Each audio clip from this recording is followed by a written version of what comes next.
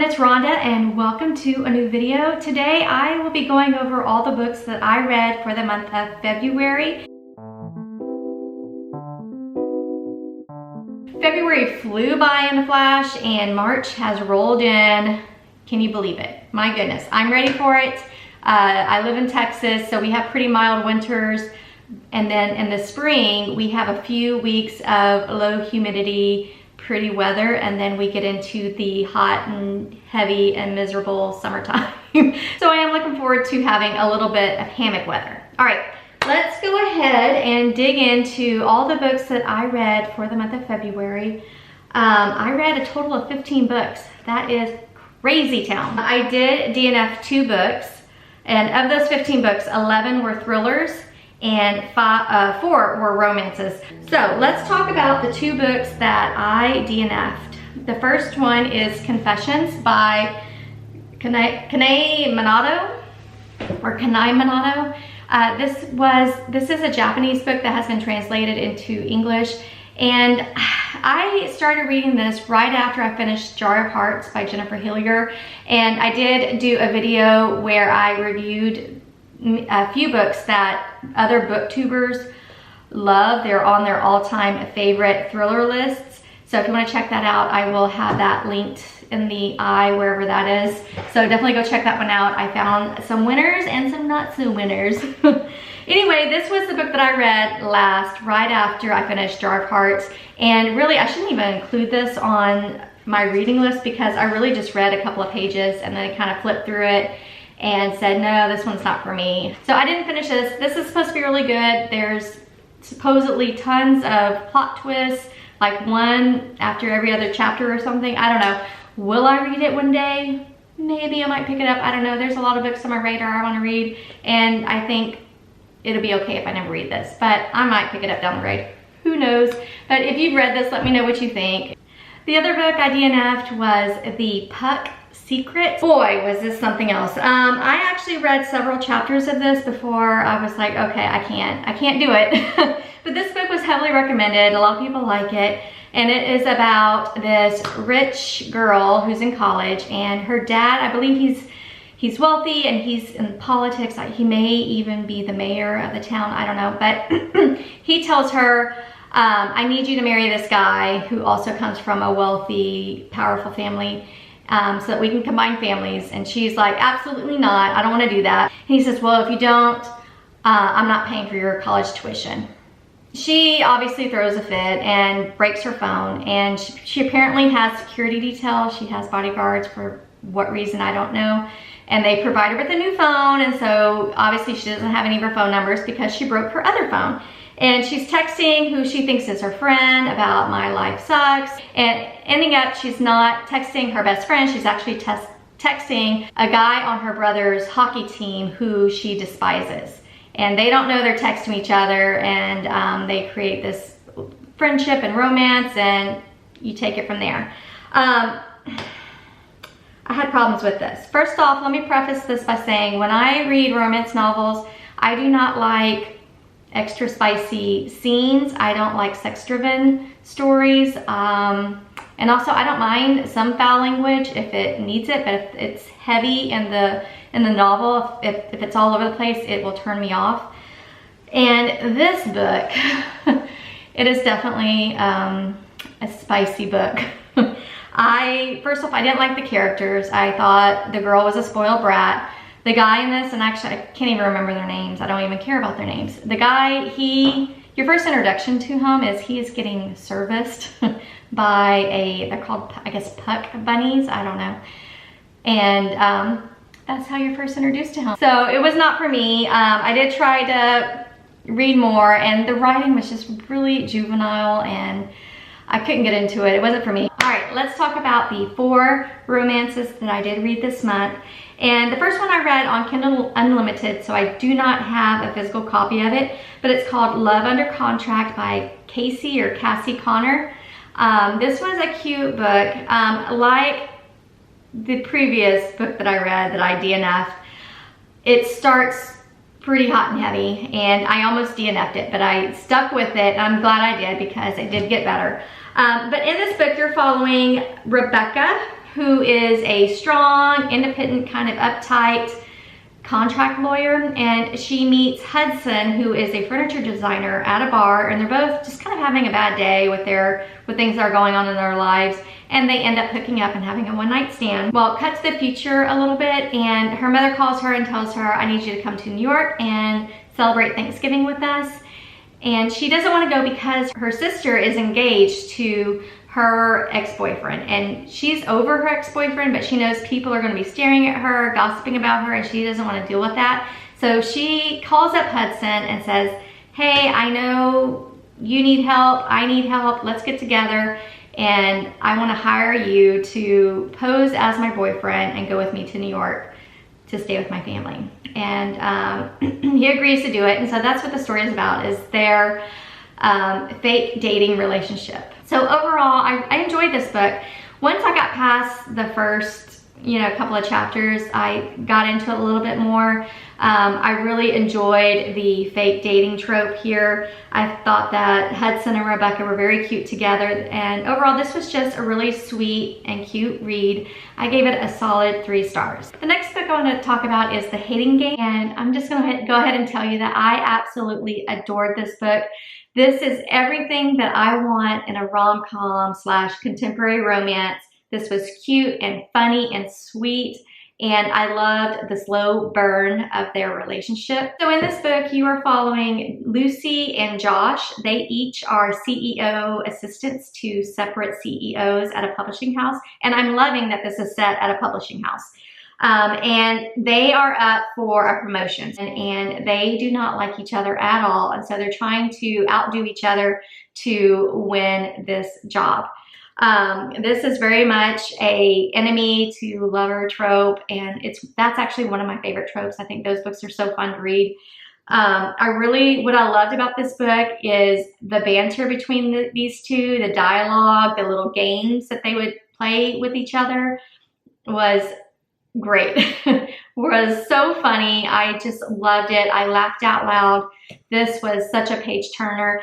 And I think I heard about this book from Heather at Bookables. I think this is one of her favorites, and rightfully so. This was just amazing. I loved it. Like I said, I couldn't put it down. I loved the buildup and the tension and the angst between these two.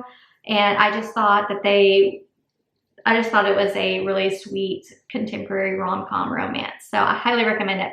I gave this 5 stars. The next book I read is Fangirl Down by Tessa Bailey, and this is actually my very first Tessa Bailey book that I read, and I do want to check out some of her other books because this was actually really good. This book, I believe, came out in February, so this was a new release for me, and I really enjoyed it. This is a grumpy meets sunshine type trope. It's set around the world of golf, which I absolutely loved. I feel like there's not enough golf setting romances. Everything is hockey or football or hockey or baseball or hockey. It's nice to see something different like golf. This book revolves around Josephine Doyle and Wells Whitaker. Josephine is Wells's #1 fan, and Wells is actually kind of not down on his luck, but he's won a few championships, but he's really just kind of destroyed his career. He's lost his love of the game, and he's just let his personal life take control, so his head's never really in the game, and so he's doing poorly. And he really just insults Josephine at one of the tournaments, and she's just done being his #1 fan. And he ends up having regrets about things that he said to her, and he finds her and says, hey, you know what, why don't you be my caddy? I can help you out, you can help me out, let's do this since you know a lot about golf. And so she ends up being his caddy, and their relationship develops from there. Like I said, I really loved that this revolves around golf, but I thought this was just a really cute rom-com. I really liked their relationship. I loved how, grumpy Wells Whitaker had his sweet moments, and he would do these little things that made you go, aw, that's so sweet. I don't know, I just felt like this book was a good palate cleanser. So if you're reading too dark and heavy, this is a nice, sweet story to make you sigh over. And there were a couple of scenes where I found it slap your knee funny. I was actually in the carpool line picking up my daughter from elementary school, and I laughed hard a couple of times within this one chapter, just because Josephine is hilarious and she does silly things, and I thought she was adorable. But also in the story, Josephine is a diabetic, so you get some of that diabetic representation on how she has to deal with it every day of her life, and I thought that was interesting. Like I said, I love that golf is finally getting some attention in the world of hockey romances, and I hope that I get to see more kind of golfing type rom-coms. I will say there were a couple of things I did not like about this. Again, some of the bedroom, I did not like the bedroom scenes at all. I thought they were just extra explicit. I did not enjoy the dirty talk in this. I thought it was very cringy and just gave me a case of the yucks. I just really did not like that at all. So I ended up skimming through, you know, the spicy scenes. And come to find out, on the back of the book, it says that Tessa Bailey is dubbed the Michelangelo of dirty talk by Entertainment Weekly. So I didn't knock off a star because of that. I think people who read Tessa Bailey knows what they're getting when they pick up one of her books. I do want to pick up more books by Tessa Bailey in the future. So yeah, this was just a really good book. And y'all, I was on a roll. I found 2 good rom-coms when I usually don't find any that I like. So I have a lot of hope that the world of contemporary romance will have books for me to read that I will enjoy. All right, let's start with all of the thrillers that I read. And I'm going to start with the ones that I did not like. They got 1 or 2 stars. And the first one is Pretty Little Wife by Darby Kane. This is one of those books that I read in that last video where I was reading the top picks from other booktubers. And I really did not like this book. I found it boring. I felt like it was a mess. It wasn't organized well. I did not like any of the characters at all. This was just not a good read for me. There's nothing, I don't have anything good to say about it, unfortunately. But in this book, you are following Lila. Lila, who has just murdered her husband, and she has taken the body somewhere and it's disappeared. And so this whole book, you're trying to figure out, is he really dead or is someone messing with Lila? What's going on? It had a good premise. It had a good plot when I read the synopsis on it, and I thought it would be good. And like I said, it's a mess. I didn't like it. If you want to hear more about kind of a review on it, check out the other video. And so on this book, I just gave it 1 star. I didn't enjoy it. The other book that I read is I'm Thinking of Ending Things by Ian Reid. And I will say that this was written beautifully. It was very atmospheric, and it really kind of puts you there in the scene with these characters. But overall, it just wasn't for me. And on this one, I gave it 2 stars, mainly because of how well it was written and the creepiness around the end of the book. This is, again, another book that I read as part of that previous video, so definitely go check that out if you want to hear more about it. So this story is about a female character who's with her boyfriend, and they're taking a little road trip to visit his family who lives out in the country, and they're traveling in the middle of winter. And about half of the book is of them in this car, just talking with each other a little bit, and most of it is a stream of consciousness. This book is only 210 pages, so the fact that 40, 45, 50% of this book is of them in the car made it incredibly boring, and I almost DNF'd it. But then it did start to pick up around once they got out of the car and got to where they were going, and things started getting creepy from there. I did enjoy the plot twist and the creepiness of some things that happened. I thought the plot twist was masterful. But overall, it just wasn't for me. I think I was just really confused by the ending. I ended up having to Google it, and I don't want to have to do that. I don't want to feel dumb when I'm reading something. So I gave this one 2 stars. All right, let's talk about the elephant in the room. Let's talk about The Teacher by Frida McFadden. Oh boy, let's talk about this. I gave this book 1 star, and I feel like that's being generous. I am so mad at this book and the time that I spent reading and listening to this. I had a lot of high hopes that this was going to be excellent. I heard by many people that this was really good, and it was not for me at all. I hate using the word triggers, but I never thought that I had a trigger when it comes to reading things, but apparently I do. One of them is I don't like reading about children who are kidnapped, and it goes into detail about these horrific things that are done to them. And something else I don't like reading about is what's going on in this book. And I don't want to say what it is because I feel like that would be giving it away. But you might want to read up on this one to see if it's for you. It left me sick, like physically nauseous. I wanted to puke. And it started about halfway through the book is when that main theme was introduced. And I was horrified. I was like, no, and not in a good way, you know, not in a Frida McFadden way. This was like, this is awful. I do not want to read about this. I'm not sure if I want to continue. I wanted to throw the book across the room, to be honest with you. It was that awful. And that maybe I'm exaggerating, but being a parent, it affected me differently. It affected me in a different way as opposed to maybe who doesn't have children and does enjoy this. I don't know. It just wasn't for me, but I stuck with it because the thing with Frida McFadden, everything wraps up and she puts a nice little bow on it. So I stuck with it and I finished it. And if I was angry halfway through the book, the epilogue really pissed me off. Anyway, if you read this, let me know if you feel the same way. But like I said, I give this 1 star. In this book, you were following Abby, who is a student at a local high school, and she apparently has been accused of doing something pretty awful the previous school year. She's gossiped about a lot going into this new school year. She's being bullied, and she's just really having a hard time. There's also 2 other characters named Eve and Nate. They are both teachers at the same high school, and they are married. And Abby is in both of their classes. Abby is in Eve's class, who teaches math, and she's also in Nate's class, who teaches English. So this book is about her interactions with those 2 characters and her experience with the new school year after the fallout from the previous year. So yeah, I just thought this book definitely was not for me. And also too, with this book, there are a couple of holes in the plot, which I did not like.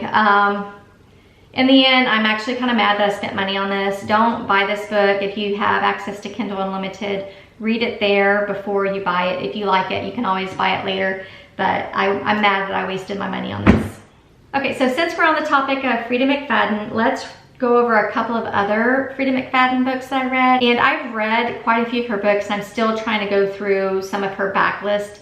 And the 2 books that I read from that backlist are The Coworker and The Ex.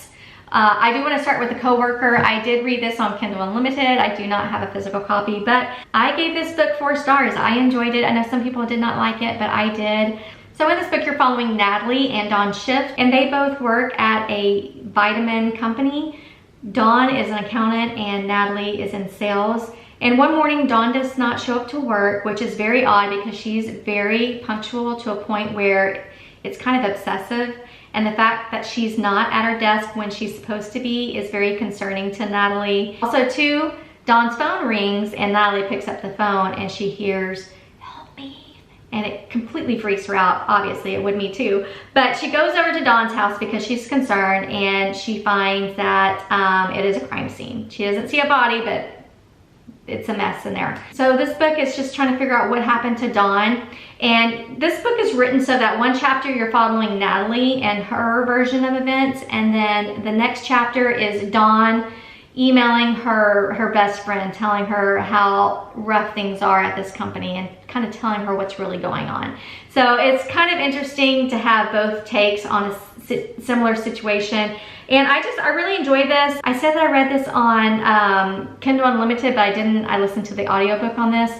And I recommend definitely listen to the audiobook on this because the narrator was excellent, and I loved just how this was narrated with the different characters. I thought it was excellent. I love this book. I really enjoyed all the different plot twists. I didn't see a couple of things coming, which is a true Frida McFadden book. So yeah, I gave it 4 stars. It was a solid read and I enjoyed it. The next Frida McFadden book I read is The Ex. And I gave this book about 3.5 stars. It was okay. I don't think it was her best. It's not as bad as The Teacher, but it's not my favorite.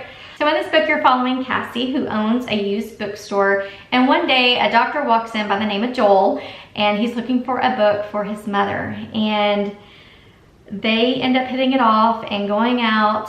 And pretty soon after they start dating, weird things starts happening. She starts being followed. Her bookstore is being vandalized. And she's just she's getting creeped out. And they also enter information about Joel's ex-girlfriend, and so she thinks his ex is terrorizing her. And so this whole book is trying to figure out, is it the ex, is it someone else, what's going on? So overall, it was okay. I mean, I wouldn't read it again, but a 3.5 stars is still decent. It's not as bad as The Teacher. So what I didn't like about this book was there was a lot of gaslighting that I didn't think it needed. It was also kind of confusing to read.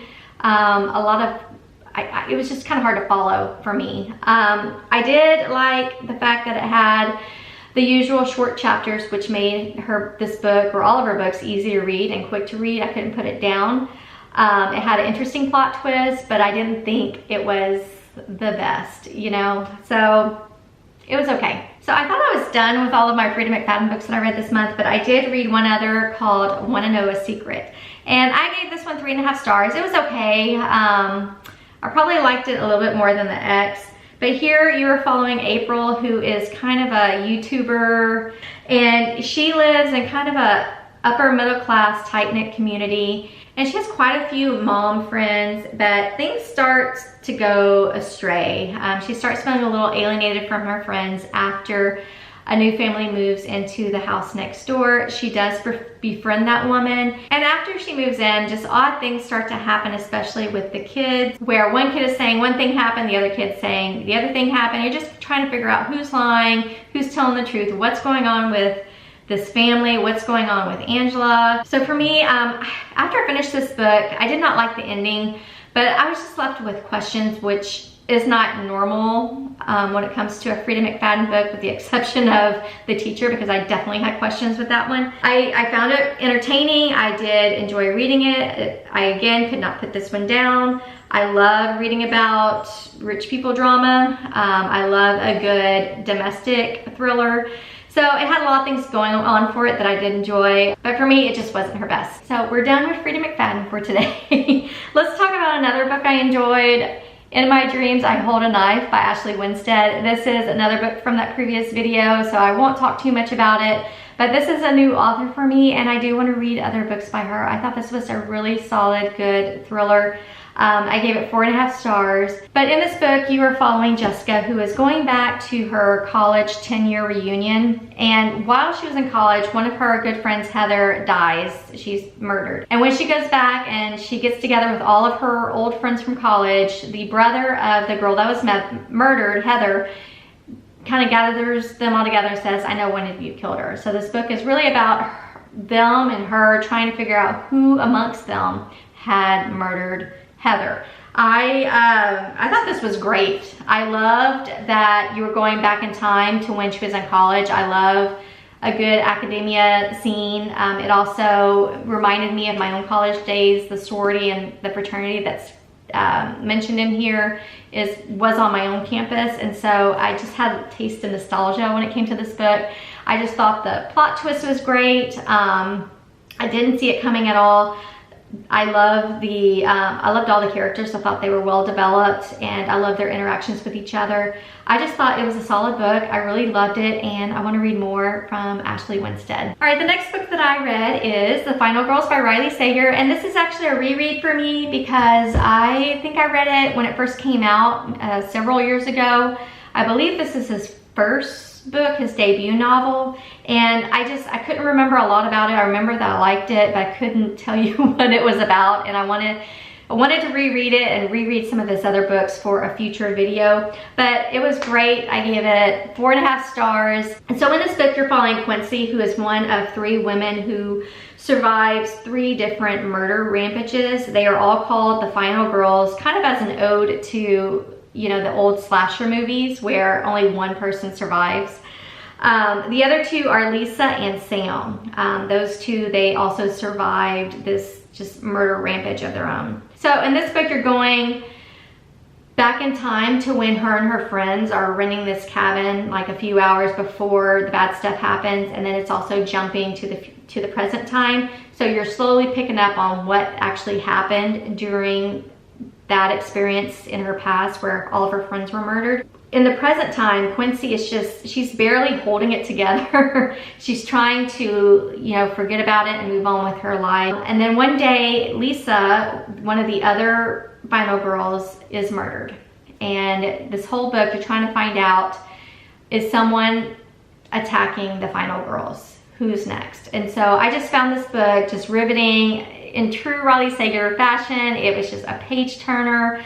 There were a lot of twists and surprises in this book that I think you guys are going to enjoy. I love the ending. It really wasn't what I was expecting, and I actually forgot what the plot twist was, and so it kind of made me, you know, sad, but in a good way, because I felt like that was the best way for it to end. So overall, I gave this 4.5 stars. It was great. If you have not read a Riley Sager book, I highly recommend Final Girls. It is loved by many people for a very good reason. The next book that I read this past month is Last Girl Ghosted by Lisa Unger.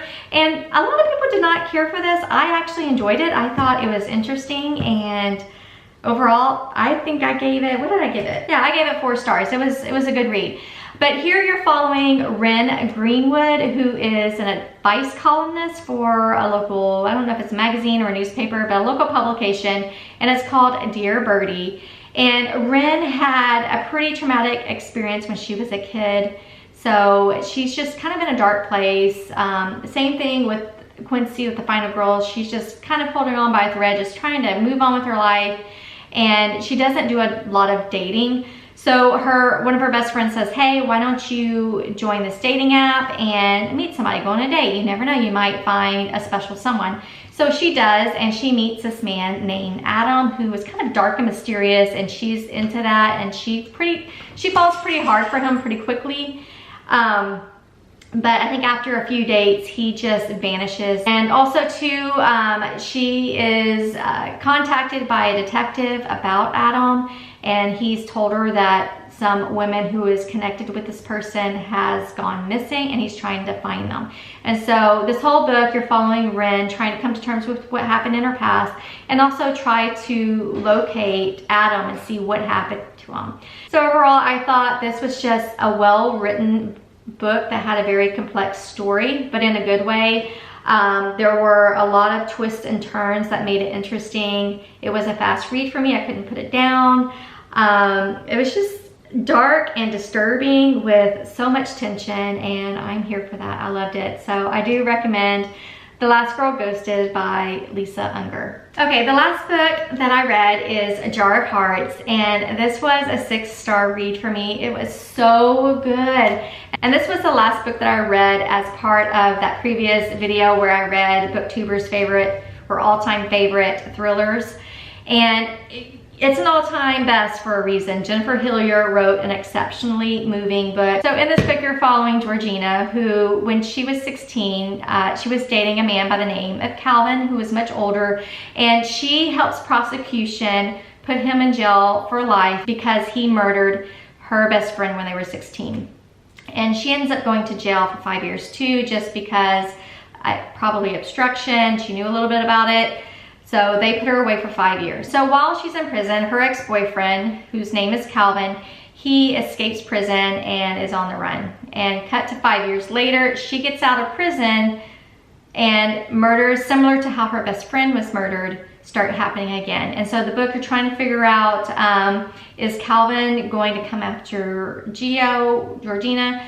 What's going on? For me, this book was very moving. This does have some content that might be hard for some people to read. If there's certain things you can't read about, if you have some triggers, definitely read up on this and see if it's something that you can stomach. I just felt like I felt all kinds of emotions. I cried, I was angry, I was sick to my stomach. I just felt all the feels. This was just an amazingly well-written book, and I want to read more from Jennifer Hillier, but I give this 5 stars. So good. All right, so those are all the books that I read for February, and I found some great ones. I'm glad that I found a couple of rom-coms that I enjoyed. I found some new authors. I had a 5-star read and another couple of new authors in the thriller genre that I can read backlists on. If you're still with me, thank you so much for watching. I hope that you, if you haven't heard about some of these books, I hope you found some new authors or maybe some new books that you want to pick up. If you did, let me know which ones you're interested in. And if you've read any of these books, let me know what you thought of them. Or if there's a book that you definitely think I should read, definitely comment and let me know what that book is, and I'll add it to my TBR Goodreads list. So thank you all so much for watching. I hope you all have a great rest of your day and happy reading. Bye.